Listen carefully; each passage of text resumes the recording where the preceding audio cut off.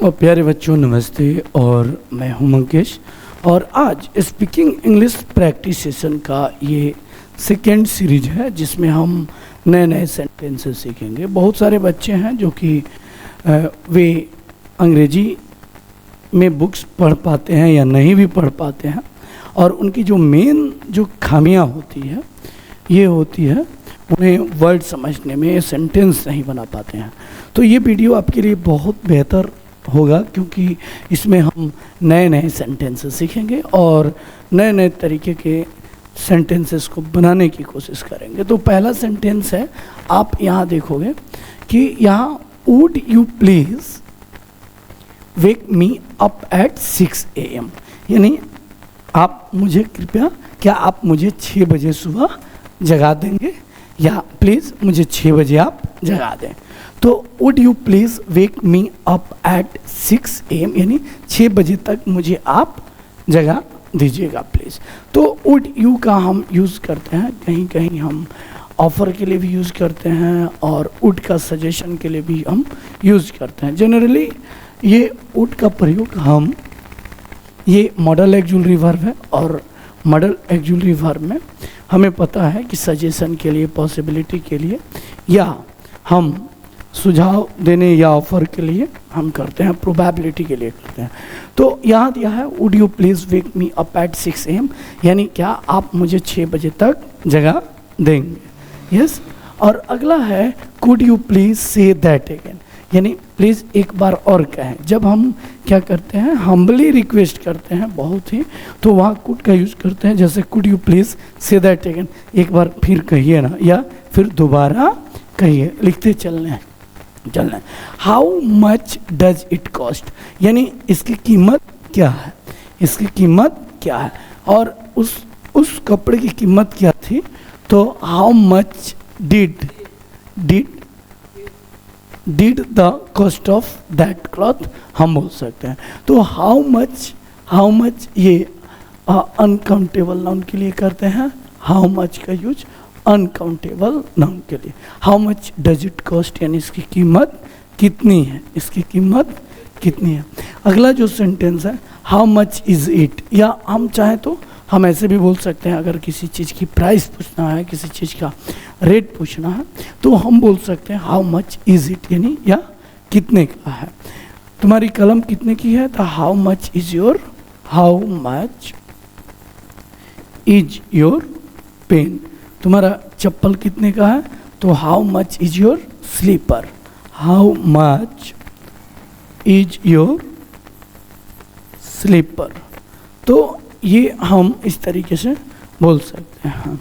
अब अगला है, यहाँ देखोगे अगला sentence, I don't enjoy eating spicy food, यानी मुझे मसालेदार भोजन करना पसंद नहीं है। तो यहाँ डोंट का यूज हमने किया है, यानी राम को मसालेदार भोजन करना पसंद है। तो राम को मसालेदार भोजन पसंद है, तो क्या लिखोगे, Ram enjoy eating spicy food, यानी राम को मसालेदार भोजन पसंद है। दूसरी चीज़, यहाँ मुझे मसालेदार भोजन पसंद नहीं है, तो हम बोलेंगे I don't enjoy eating spicy food. उन लोगों को मसालेदार भोजन पसंद नहीं है, तो बोलेंगे they don't enjoy eating spicy food. मेरे पिताजी को मसालेदार भोजन पसंद था, तो माई फादर, हम क्या बोलेंगे, माई फादर enjoyed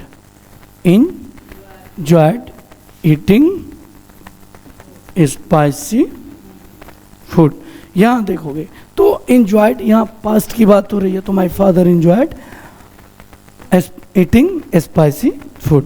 अगला जो सेंटेंस है, what do you do for a living, यानी आप अपने, यानी यहाँ पेशा की बात हो रही है।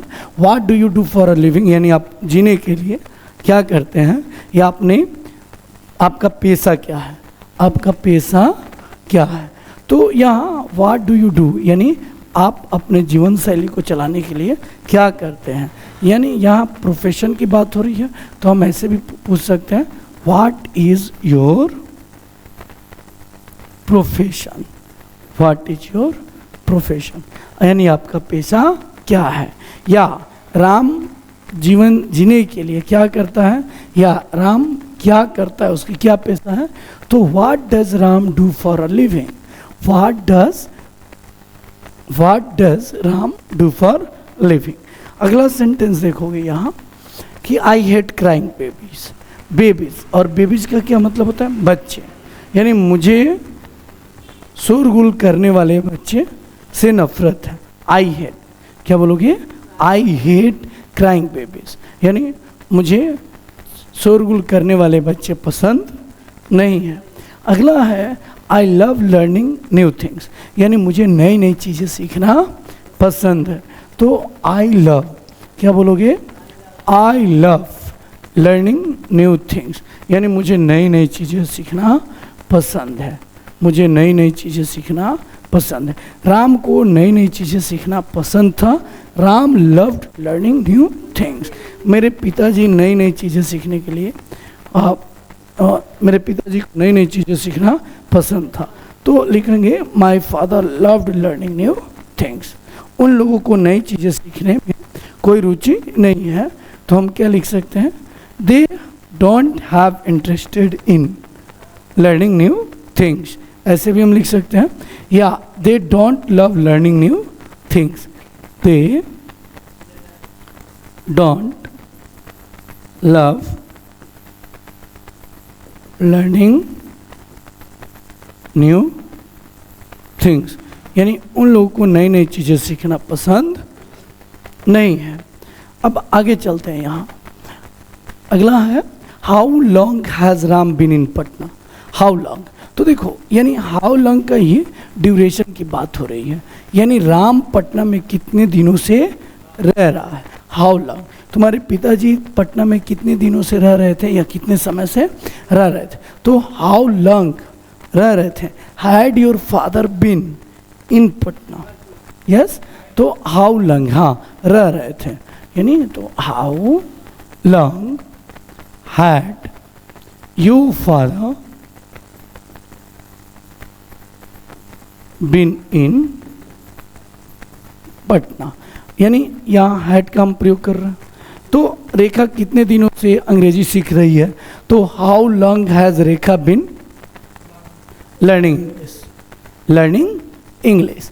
और तुम वहाँ कितने दिनों से जा रहे हो, how long have you been going there, क्या बोलोगे, how long have you been going there. तुम अंग्रेजी कितने समय से सीख रहे हो, तो how long have you been learning English. Rekha उस स्कूल में कब से पढ़ रही है, तो how long has Rekha been studying that school, studying that school. तो अगला है यहाँ I have been in Patna since January. तो सिंस का प्रयोग हम पॉइंट ऑफ टाइम के लिए करते हैं, यानी मैं जनवरी से पटना में रह रहा हूँ। रेखा पिछले साल से दिल्ली में रह रही है, तो Rekha has been in Delhi for last year, for last year, for last year, यानी यहाँ फॉर का यूज करेंगे और फॉर का यूज हम करते हैं पीरियड ऑफ टाइम के लिए, जैसे for 4 months, for 3 days, for 9 months, for 9 days, ठीक है, इसके लिए हम करते हैं। अब अगला है यहाँ कि आई have known for her a long time, यानी मैं उसे लंबे समय से जानता हूँ, यानी आई हैव नोन। तो देखो ये जो सेंटेंस है ये किस प्रेजेंट परफेक्ट का, प्रेजेंट परफेक्ट का ये सेंटेंस आई हैव नोन, यानी सब्जेक्ट हैज अ वर्ब का third form, for her a long time, long time यानी लंबे समय से, यानी मैं उसे लंबे समय से जानता हूँ। आई have known for her a long time, मैं उसे लंबे समय से नहीं जानता हूँ, तो क्या हुआ, I have not known, yes, known for her long time. मेरे पिताजी उसके पिताजी को लंबे समय से जानते हैं। My father has known, known for her father long time. तो ऐसे हम बोल सकते हैं। अगला है यहाँ, how long have you been learning English, यानी आप कब से अंग्रेजी सीख रहे हैं। हाउ लॉन्ग, क्या बोलोगे, how long have you been learning English, यानी आप कब से अंग्रेजी सीख रहे हैं। रेखा कब से वहाँ जा रही है, तो क्या बोलोगे, रेखा वहाँ कब से जा रही है। तो how long has Rekha been going there, यानी रेखा वहाँ कब से जा रही है। वे लोग कब से पटना में रह रहे हैं, तो how long have they been living in Patna. वे लोग अमेरिका में कब से रह रहे हैं, तो how long have they been living in America. तुम्हारे पिताजी दिल्ली में कब से रह रहे हैं, तो how long have your father, कि has your father been living in Mumbai. तो ये इस तरीके से हम बोल सकते हैं। जैसे how long has Ram been in Patna, यानी राम पटना में कब से रह रहा है। सीता दिल्ली में कब से रह रही है, तो how long has Sita been in Delhi. वे लोग पटना में कब से रह रहे हैं, तो how long have they been in Patna. I have been in Patna since January, यानी मैं पटना में जनवरी से रह रहा हूँ। वे लोग दिल्ली में पिछले साल से रह रहे हैं, तो they have been in America last year. या I have known for a long time, यानी मैं उसे लंबे समय से जानता हूँ। और how long have you been learning English, आप कब से अंग्रेजी सीख रहे हैं। तुम डेजल में कब से पढ़ रहे हो, तो how long have you been studying at Dezal. तो इस तरीके से हम बहुत ही शानदार सेंटेंसेस बना सकते हैं। अब अगला है इस प्रैक्टिस सेशन में, या how long has she lived in Delhi, यानी वह कब से दिल्ली में रह रही है। How long has she lived, ये भी जो है सेंटेंस, ये प्रेजेंट परफेक्ट का है। हाउ लॉन्ग हैज, सी के साथ हम हैज का प्रयोग करते हैं, तो how long has she lived in Delhi, यानी वह कब से दिल्ली में रह रही है या रहती है। यानी कोई एक्शन पास्ट में स्टार्ट हुआ और अभी भी जारी है। अब अगला यहाँ चलते हैं, they have been married for 5 years, यानी वे लोग 5 सालों से शादीशुदा हैं। वे लोग, मैं जनवरी से शादीशुदा हूँ, तो I have been married since January. मैं 2022 से शादीशुदा हूँ, तो I have been married since 2022। वे लोग शादीशुदा नहीं हैं, दे आर नॉट मैरिड। क्या बोलोगे, दे आर नॉट मैरिड। मैं शादीशुदा हूँ, तो आई एम मैरिड। तो क्या वे लोग शादीशुदा नहीं हैं, तो क्या बोलोगे, आर दे नॉट मैरिड। तो सीता और राम 5 सालों से शादीशुदा है, यानी तो Sita and Ram have been married for 5 years या 4 years। ठीक है।